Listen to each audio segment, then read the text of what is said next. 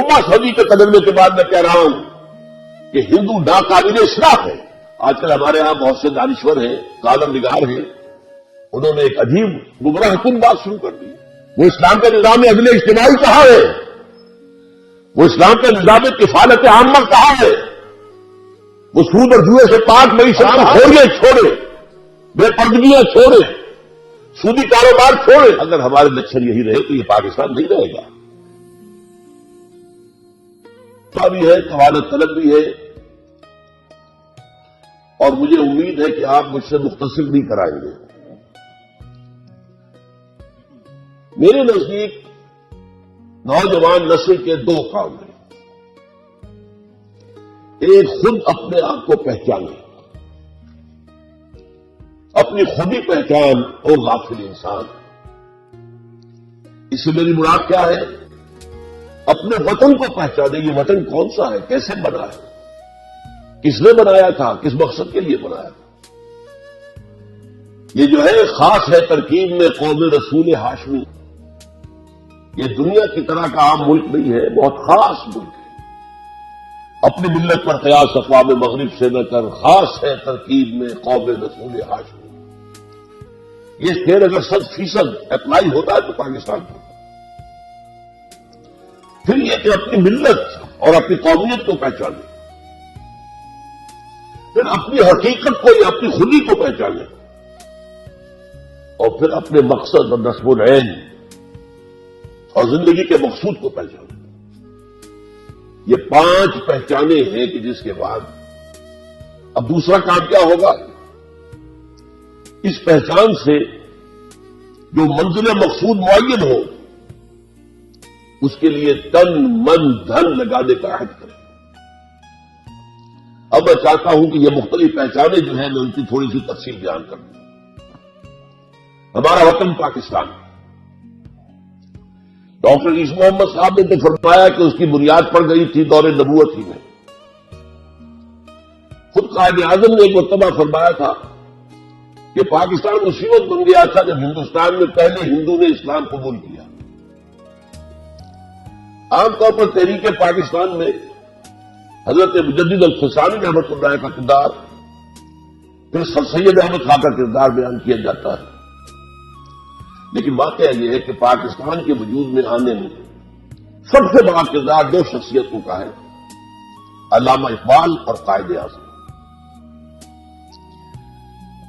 جہاں تک علامہ اقبال کا تعلق ہے، وہ اس ملک کے مجوز بھی تھے، تجویز پیش کرنے والے، مبشر بھی تھے، بشارت دینے والے کہ یہ قائم ہوگا، اور مصور بھی تھے، اس کی نقشہ کشی کرنے والے کہ وہ کیسا اسلام، کیسا پاکستان ہونا چاہیے. جہاں تک قائد اعظم کا تعلق ہے، وہ معمار تھے، انہوں نے تعبیر کیا. اقبال کی حیثیت آرکیٹیکٹ کی تھی جس نے نقشہ دیا. یہ دونوں کے مابین جو نسبت ہے اس کو ضرور سمجھ لیجیے. میں تھوڑی سی وضاحت کر دوں.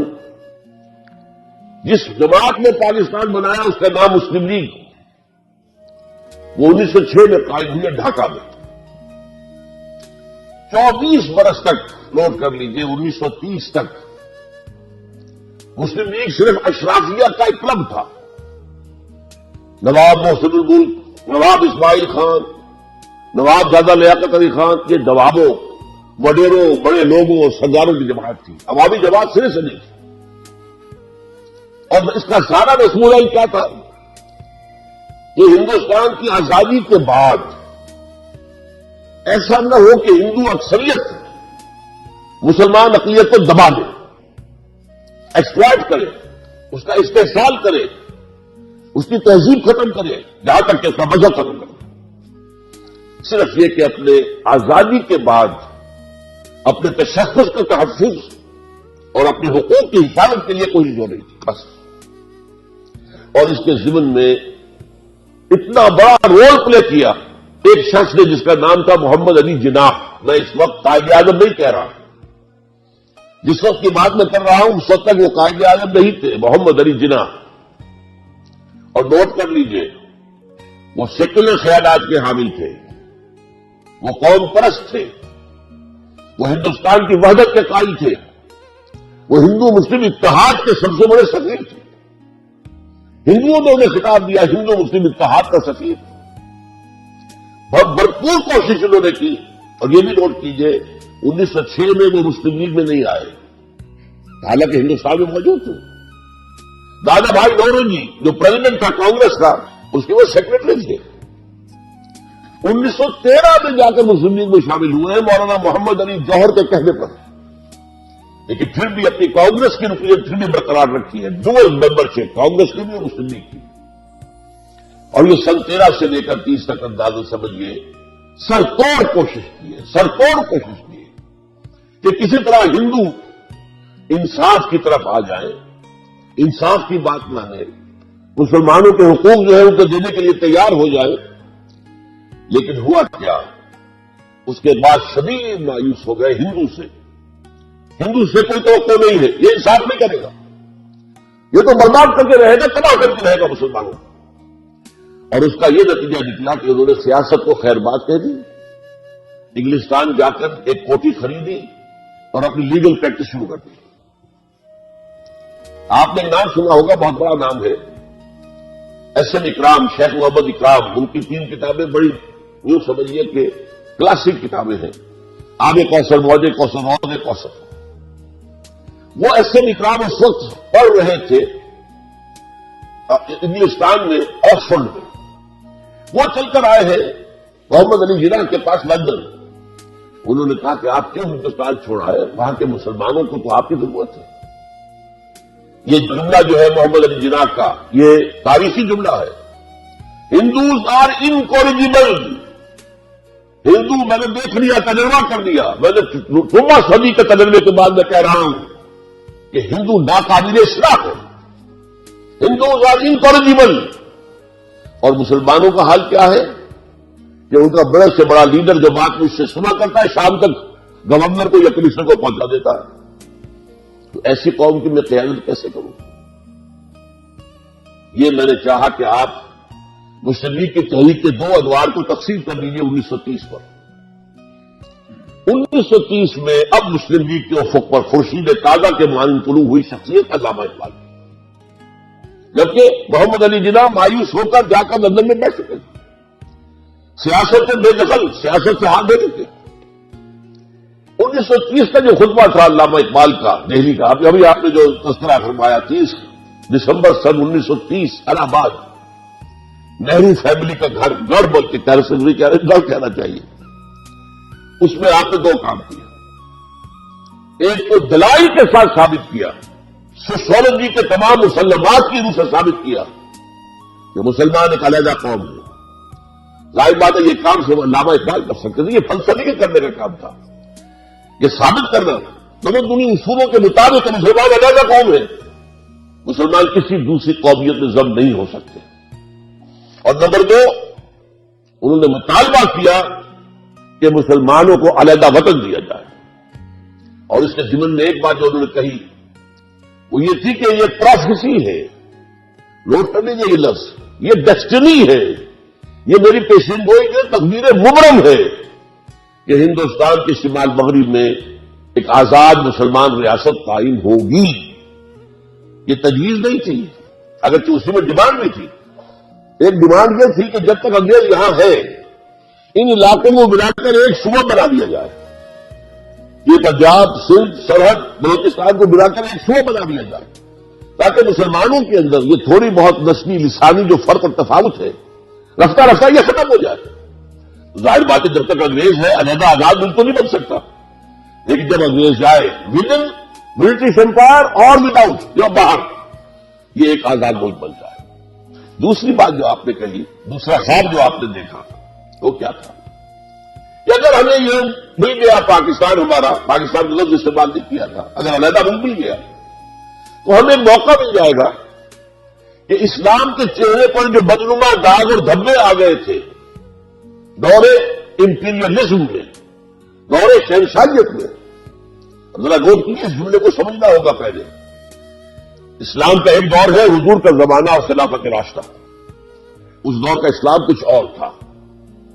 پھر دور ملوکیت کا ہے, بنو امیہ کا اسلام, بنو عباس کا اسلام اور ترکوں کا اسلام. یہ اسلام سلجوقیوں کا اسلام، مغلوں کا اسلام، صفویوں کا اسلام، یہ اسلام کا فرق ہے. لیکن طویل طور تو انہی کا ہے. دنیا اسلام کو دیکھتی ہے ان کے آئینے میں.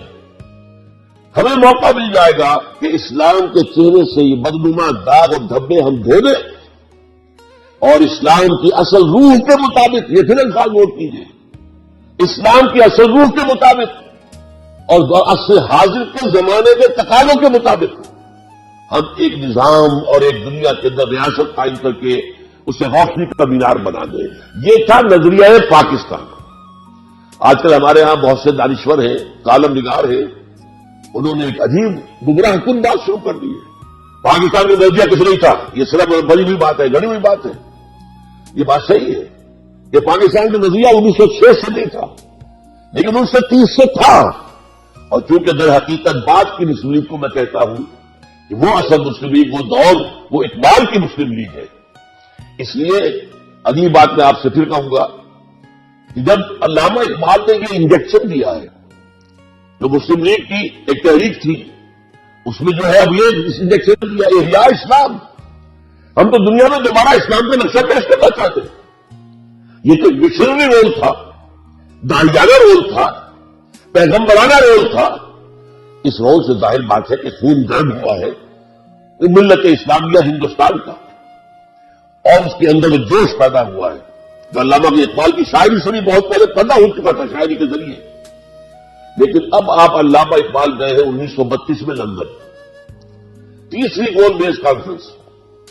اس میں محمد علی جناح شریف نہیں تھے، لندن میں تھے لیکن چونکہ سیاست چھوڑ چکے تھے لہذا اس گول بیس کانفرنس میں نہیں تھے. علامہ اقبال گئے تھے. وہاں انہوں نے وہ جو خطبہ اقبال تھا اس کی جو ہے ریزوننس ہو چکی تھی. وہاں پر رمز میکڈونلڈ اس وقت کا وزیر اعظم تھا انگلستان کا. اس نے یہ الفاظ کہے ہیں، تاریخی الفاظ، a poet has destroyed our dreams of united India. ایک شاعر، علامہ اقبال کی طرف اشارہ کر رہا ہے، ایک شاعر نے ہمارے جو خواب تھے کہ ہندوستان واحد رہے، متحد رہے، ہمارے سارے خواب پریشان کر دیا، توڑ پھوڑ کر رکھ دی. یہ میکڈونلڈ کے اپنے الفاظ. اتنا زور تھا اس خطبہ الہ آباد کے اندر، اور اس سے وہ جو خصوص مسلمانوں میں پیدا ہو گیا تھا کہ پرائم منسٹر آف برٹن یہ کہہ رہا ہے، a poet has destroyed our dreams of a united India. بہرحال اسی موقع پر حضرت علامہ اب محمد علی جناح سے ملاقات کرتے ہیں. ان کے جسم میں بھی وہی انجیکشن لگاتے ہیں کہ دیکھو اب تک تم نے صرف مسلمان اشرافیہ کے ساتھ بات کی ہے، ایلیٹ کے ساتھ بات کی ہے، عوام میں آؤ. اور نمبر 2، صرف حقوق کا تحفظ نہ کرو، یہ ڈیفینسو انداز ہے. آفینسو انداز لو، ہم اسلام غالب کریں گے، اسلام قائم کریں گے، اسلام نافذ کریں گے، عہد حاضر کی جدید ترین اسلامی ریاست قائم کریں گے. یہ انجیکشن ہے جو 1930 میں مسلم لیگ کو لگا، 1932 میں قائد اعظم کو لگا، پھر اس کی کچھ عرصے کے بعد اور لوگوں نے بھی کوشش کی. نواززادہ لیاقت علی خان نے بھی کہا آپ آئیے واپس. اس کے بعد جب آئے ہیں محمد علی جناح، پھر انہوں نے آ کر اسلام کا راگ لاپا ہے. پھر انہوں نے ہندوستان کے شہر شہر میں، قریے قریے میں، بستی بستی میں جا کر، میں تو یہ کہتا ہوں انہوں نے اسلام کی قوالی اٹھائی ہے. قوالی میں کیا ہوتا ہے؟ ہار آ جایا کرتا ہے. واقعہ یہ ہے کہ ہندوستان کے مسلمانوں کو ہار آ گیا، تمام ہندوستان کے جمع ہو گئے مسلمان مسلم لیگ کے جھنڈے تلے، اور 1940 میں آ کر پاکستان کے ریولیوشن تلے سب. حالانکہ ایک بات پر غور کیجئے، یہ حماقت نہیں تھی. کیا یو پی کبھی پاکستان میں آ سکتا تھا؟ یو پی کے مسلمان کیوں مسلم لیگ کا ساتھ دے رہے تھے؟ کیوں پاکستان مانگ رہے تھے؟ یہ سی پی کبھی آ سکتا تھا، کبھی مدراس آ سکتا تھا، کبھی بمبئی آ سکتا تھا، کبھی بہار آ سکتا تھا، کبھی راجستھان آ سکتا تھا. ہرگز نہیں. پھر یہ پاگل تو نہیں تھا. جدید انداز میں تو اسے پاگل پن کہا جائے گا. ابھی تمہیں کیا ہے؟ تمہیں تو پاکستان ملنے والا نہیں ہے. لیکن یہ میں اسی لیے کہہ رہا ہوں کہ جیسے قوالی میں ہار آ جاتا ہے، ہار میں جذبہ ہوتا ہے، عقل پیچھے رہ جاتی ہے، جذبہ ہوتا ہے جو گورن کر رہا ہوتا ہے. تو یہ ہے وہ دور جس میں کہ پھر اسلام ہمارا رسم العین بنا، ایک مثالی اسلامی ریاست قائم کرنا ہمارا مقصد بنا. اور اسی کے نتیجے میں محمد علی جناح قائد اعظم بنے، اب قائد اعظم بنے ہیں وہ، ورنہ اس سے پہلے وہ محمد علی جناح تھے، اس کے سوا کس نہیں۔ میں تھوڑی سی بات اور یہاں کروں گا۔ علامہ اقبال کا ایک خواب تو پورا ہو گیا، 17 سال بعد پاکستان بن گیا، بلکہ سن 30 کے خطبے میں مشرقی پاکستان کا تذکرہ نہیں تھا، اس میں صرف شمال مغربی یعنی اس پاکستان کا تذکرہ تھا۔ بعد میں جو ہے تذکرہ اس کا اضافہ ہوا ہے والد آباد سے، بہرحال پاکستان بن گیا، اور اللہ کا شکر ہے کہ اقبال نے جس کا خواب دیکھا تھا سن 30 میں وہ آج بھی موجود ہے، وہ پاکستان موجود ہے۔ مشرقی پاکستان بھی ختم نہیں ہوا، نام بدل گیا، مسلمانوں کا ملک ہے، آزاد ملک ہے۔ بہرحال لیکن دوسرا خواب، ابھی آپ مان لیجئے، تسلیم کیجئے، ہماری نااہلی، ہمارے ہاتھ جرم، دوسرا خواب ابھی تک شرمندہ تکمیل ہے۔ کہاں ہے اسلام؟ اسلام کہاں ہے؟ وہ اسلام کا نظام عدل اجتماعی کہاں ہے؟ وہ اسلام کا نظام کفالت عامہ کہاں ہے؟ وہ سود اور جوئے سے پاک معیشت کہاں ہے؟ وہ عصمت و عفت اور شرم و حیا پر مبنی معاشرہ کہاں جا رہا ہے کبھی کے ساتھ؟ ایلیٹ میں تو ختم ہوا، تو رہ گیا ہے کچھ مڈل کلاس میں، لوور مڈل کلاس میں۔ یہ کہاں ہے اسلام؟ جو اسلام ہمارے پاس ہے وہ تو بھارت میں بھی ہے، ظاہر بات ہے، نمازیں وہاں بھی ہے، مسجدیں وہاں بھی ہے، حج کی فلائٹس وہاں بھی جاتی ہے، وہ کیا کمی ہوا اس اسلام میں جو ہمارے پاس ہے؟ یہ اسلام تو بنایا تھا ہم نے اجتماعی نظام کے لیے، the political social economic system of Islam, اسلام کا نظام ہے عدل اجتماعی، یہ یقوم الناس بالقسط، تاکہ لوگ عادل پر قائم ہو، کوئی ایکسپلائٹیشن نہ ہو، کوئی ظلم نہ ہو، کوئی ریپریشن نہ ہو، کوئی ڈسکریمنیشن نہ ہو، اور ہر فرد کو اس کی بنیادی ضرورتیں جو ہے وہ مہیا کی جائے۔ یہ خواب جیسے ڈاکٹر صاحب نے کہا، ظفر صاحب نے، اس کے حساب سے حالات بہت دیگرگوں ہیں۔ پروفیسر مرزا مظفر صاحب نے آپ کا دل بنانے کی کوشش کی ہے، لیکن واقعہ یہ ہے کہ اس وقت معاملہ کیا ہے؟ مجھے انہوں نے اشعار پڑھے تھے، تیری بربادیوں کے مشورے ہیں آسمانوں میں، وہ ایک آسمان تو وہ ہے، 7 آسمان، ایک آسمان دنیا کا ہے، وہ امریکہ بہادر ہے، آج وہ آسمان ہے جس سے سپریم پاور ان ارتھ وہ تلا ہوا ہے۔ کم سے کم تو آپ کے جو ایٹمی ہتھیار ہیں ان کو ختم کرے گا۔ اب تو کھل کر باتیں آنی شروع ہو گئی ہے، اور یہ کہ اس کے بعد آپ کو بھارت کے رحمت کرم پر چھوڑ دے گا، الا یہ کہ ہم اللہ کو دوبارہ راضی کر لیں، اللہ سے توبہ کریں، اللہ سے معافی چاہیں، حرام خوریاں چھوڑیں، بے پردگیاں چھوڑیں، سودی کاروبار چھوڑیں، ان تمام چیزوں کو چھوڑ کر، اور پھر اللہ سے عہد کریں، اے اللہ تو ہمیں مہلت دے دے، کچھ اور دے دے، ہم مانتے ہیں ہم سے کوتاہی ہوئی ہے، ہم نے محل بنائے ہیں، لیکن 2-2 کروڑ 3-3 کروڑ کا ایک ملا آج ہے، چلے جائیے ڈیفنس کے اندر کراچی میں، لاہور میں اور پشاور میں، اور کہیں چلے جائیے جو اسلام آباد میں، کئی کروڑ کے 10 مرلے ایک کنال کے مطابق کئی کروڑ کے، یہ تو تم نے بنا لیے، موٹریں تم نے بنا لی، وہ اسلام کہاں ہے جس کے لیے یہ خونی لکیر کھنچوائی تھی؟ اس سے زیادہ خونی لکیر دنیا میں کوئی ہوئی ہے؟ لاکھوں آدمی مرے ہیں، ہزاروں عورتوں کی عصمت دھری ہوئی ہے، ہزاروں عورتیں ہماری جو ہے وہ کڈنیپ کی گئی، انہیں کے پاس نہیں ہے۔ اور سب سے پہلے بات آپ کو سنا دوں، جب میں میڈیکل کالج کا اسٹوڈنٹ تھا، اس وقت ایک کمیشن بنا تھا انڈیا اور پاکستان کے مابین کہ جو ہندو سکھ عورتیں یہاں رہ گئی ان کو بازیاب کیا جائے، جو مسلمان عورتیں مشرقی پنجاب میں رہ گئی ان کو وہاں سے حاصل کیا جائے، اور پھر انہیں واپس وہاں بھیج دیا جائے، انہیں یہاں لے آیا جائے۔